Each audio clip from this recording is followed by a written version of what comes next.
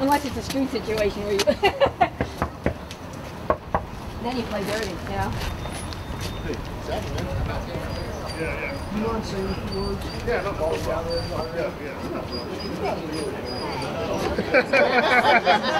Oh! You know how many people are there? A lot of people. I hope you got a big table. Yeah. I just want to reintroduce Earl Johnson. He is the executive director of One Green Home at a Time. Okay, on this particular block, we did 2 properties so far. I mean, obviously this cluster is in its infancy stages. As of now, Oliver is responsible for 19 sold and settled properties, okay? With another 3 or 4 under contract. Yep. Okay, right. So this is a success story, guys. I mean, it started about a year ago. Same type of folks coming in, doing investments, you know, doing some rehabs. We did this 1503 and 1506. We made them work. We figured it out. They have a green component, like I've described to you. Earl and his wife bought this property and have really put their arms around this community. I mean, I can't say enough for these folks. I mean, just to have them they're not just doing this today, they do it a lot, okay? There's a gentleman that's inside here that's writing I'll let Earl talk about that. They're actually documenting the rebirth of this neighborhood. So this is an exciting story. I think I also mentioned that that Earl was a former ranger, and he also is developing a He's also developing a program to partner vets returning from combat veterans, with investors to stabilize neighborhoods, with having vets move in these neighborhoods. So it's really feel-good stuff here. We're not just coming in and investing in neighborhoods. I'll let Earl talk about that. Or not just coming and investing in properties, we're coming and investing in neighborhoods, you know, really engaging in, you know, Earl and I have become friends. Yeah. So, you know, and I consider him and his wife a friend, and, you know, we talk and we discuss things about the neighborhood, and there's certainly a lot of passion here. So I'll let Earl talk. And Earl, what's the secret to become his friend? So far, I'm just a business partner with him. I don't want to be friends. money. I know I don't want to be friends. Go ahead, sir. You know, I'm not going to speak much about being responsible for any rebirth for the community, because it really takes a lot of people doing positive things. But I think each one of you have the right idea. It takes people wanting to invest money into a community. You know, no one wants to be the first to invest in a community that was on the wire. You know, my wife was working, she's a surgical tech, and she was working on a patient, and he was from London. And he said he was scared to come to Baltimore. He said, "Have you seen The Wire?" And I was like, I'm like, really? You know, in London? And it really paints a really bad picture of Baltimore. In Baltimore, when I moved there, it's nothing like that. My neighbor watches my house on a regular basis. He tells me if anything looks suspicious, man, I just saw somebody, you know, over there by your gate. Man, check your shovel. You still got your shovel? You know, and that's the kind of community, you know, that was already here, but they were like my wife and just kind of wanted to stay in the house. And that comes to the, you know, the vacants, you know, when I'm not saying I'm not scared of anything, because I'm scared of a lot. And I think that's why, you know, I've made out of so many toys, because, you know, I have a healthy fear. But within that fear, I'm not going to let that control me. And I'm not going to let that make me stay in my house. And when people see other people engaging, it happens. These simple planter that keep put in front of the house brings people out when I'm playing. Yeah, I'm a gardener. Don't tell nobody that a combat vet spends most of his time gardening. But I do garden, and it's the small things that bring people out to talk to each other and engage each other. And then when investors come and they see you building houses, and they see, well, the neighborhood's coming back to life. It was never dead. It was dead in here. So y'all coming back to Baltimore and investing in Baltimore is a big thing. It's a big thing for my wife. You know, it's a big thing because y'all, each and every one of you is keeping me married. Because if y'all don't, I'm going to be divorced. You know, and I would love for y'all to, you know, really come back and help Baltimore out. So it'll be exciting. That's it. Appreciate that. Now y'all want to see my house, huh? Now, remember, it's a lived-in house. You know, it's not a model, it's not staged. So you're going to see things like dirty clothes and hampers, and you might see, you know, the dog running around. But please, come on in, y'all. This is the going upstairs. Nah, it's not. Solar costs way too much. It's not even feasible. You know, I have a water barrel outside that collects rain. You know, I water my garden that way instead of using my spigot.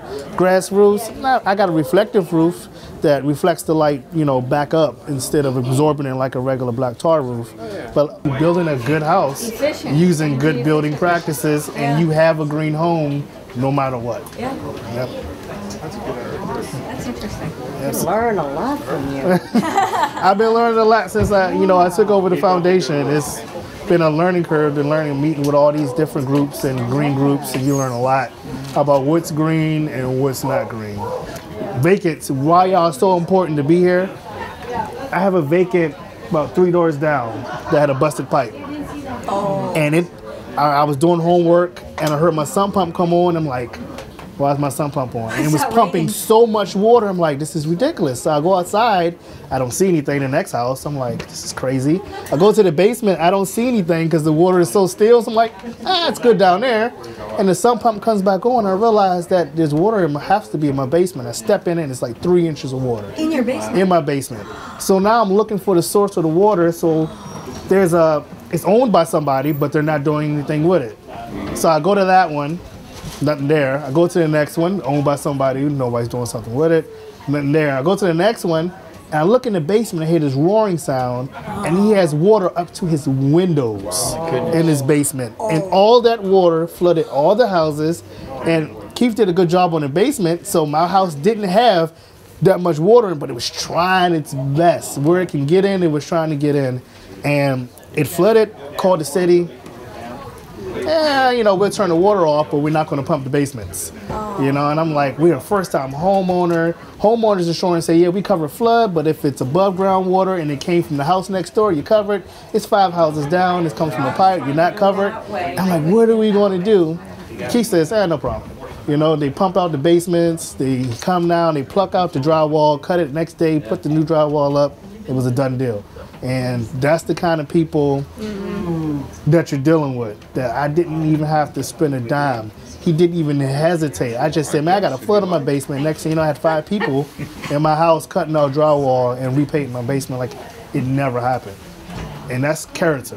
And that's something that, you know, it's so hard to find these days, people with good character. Keith has impeccable character. So I would do, having 100 people come through my house is nothing. You know, small potatoes for a guy like him. All the toilets are energy efficient when it comes down to water flow. It has 2 buttons. I'm not gonna tell you what the 2 buttons are, but you know, there's 2 buttons. They uses different levels of water. The light bulbs in the house, they come on very slowly.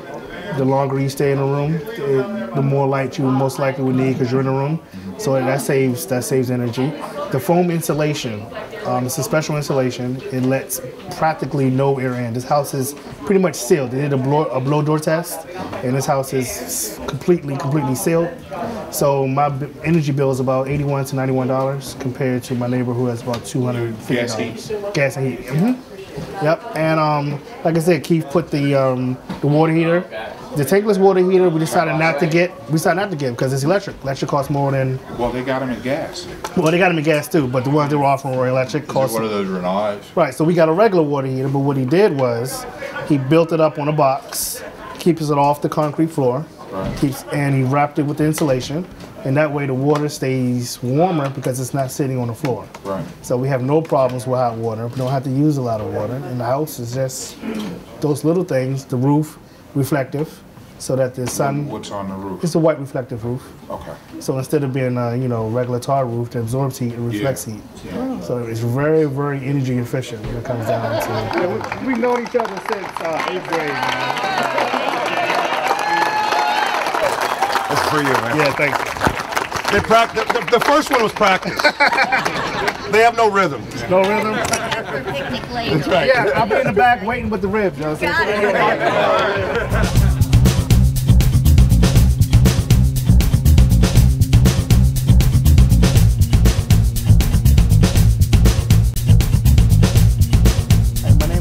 Johnson. I'm executive director of the One Green Home Foundation. I live in a house that was built by Keith French, who is with Blue Star Realty. My house is green because basically they built it the right way. The insulation keeps the house from losing heat and air. My energy bill is about $81 a month compared to my neighbors, who's about $250 a month. We have low flow shower heads. We have specialized toilets that use low water. We have special lights that dim as they come on and get brighter over time because you're staying in a room longer. We have our water heater built on a box that keeps it off the cold concrete. It's wrapped in insulation so that our water stays hot longer, so we're using less hot water and we're using less water altogether. So the house is very, very green because it's very efficient in how it operates.